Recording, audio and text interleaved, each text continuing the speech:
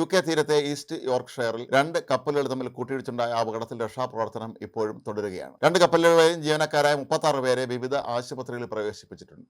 ഇവരിൽ പലരുടെയും നില ഗുരുതരമാണ് എന്നാണ് പ്രാഥമിക റിപ്പോർട്ട്. ഹെലികോപ്റ്ററുകളും ലൈഫ് ബോട്ടുകളും മറ്റെല്ലാ സംവിധാനങ്ങളും ഉപയോഗിച്ചാണ് ഇവിടെ രക്ഷാപ്രവർത്തനം നടത്തുന്നത്. ഇന്നലെ പ്രാദേശിക സമയം രാവിലെ 11:28 കൂടിയാണ് ഇത്തരത്തിലുള്ള അപകടം നടന്ന തങ്ങൾക്ക് സന്ദേശം ലഭിച്ചതെന്നാണ് ആംബുലൻസ് സർവീസുകൾ പറയുന്നത്. തുടർന്ന് ലൈഫ് ബോട്ടുകൾ കപ്പലിനടുത്തേക്ക് കുതിച്ചെത്തി എങ്കിലും അവർക്ക് കപ്പലിനടുത്തേക്ക് എത്താൻ കഴിഞ്ഞില്ല. കാരണം തീയണയ്ക്കാനുള്ള യാതൊരു തരത്തിലുള്ള സംവിധാനങ്ങളും ഉള്ള ലൈഫ് ബോട്ടുകളായിരുന്നില്ല ആദ്യഘട്ടത്തിൽ അയച്ചിരുന്നത്. പിന്നീടാണ് കൂടുതൽ സുരക്ഷാ സംവിധാനങ്ങളുള്ള ബ്രിട്ടീഷ് തീര സംരക്ഷണ സേനയുടെ കപ്പലുകളും മറ്റും രക്ഷാപ്രവർത്തനത്തിൽ സജീവമായി പങ്കെടുത്തത്.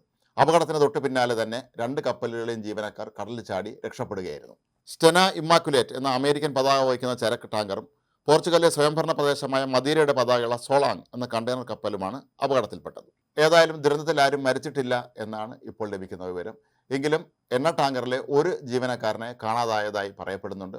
ഇയാൾക്കുള്ള തെരച്ചിൽ ശക്തമാക്കിയതായിട്ടാണ് ഇപ്പോൾ കപ്പൽ കമ്പനിയും അറിയിച്ചിട്ടുള്ളത്. ഈ ഭാഗത്ത് കനത്ത മൂടൽമഞ്ഞ് ഉണ്ടായിരുന്നു. ഒരുപക്ഷെ മൂടൽമഞ്ഞാണോ അപകട കാരണം എന്ന് സംശയിക്കപ്പെടുന്നുണ്ട്. മൂടൽമഞ്ഞും കൊടുംതണുപ്പും രക്ഷാപ്രവർത്തനത്തെയും ആദ്യഘട്ടത്തിൽ ബാധിച്ചിരുന്നു എങ്കിലും പിന്നീട് കപ്പലുകൾ എത്തിയതോടുകൂടി രക്ഷാപ്രവർത്തനം കൂടുതൽ ഊർജിതമായിട്ട് തന്നെ നടക്കുകയാണ്.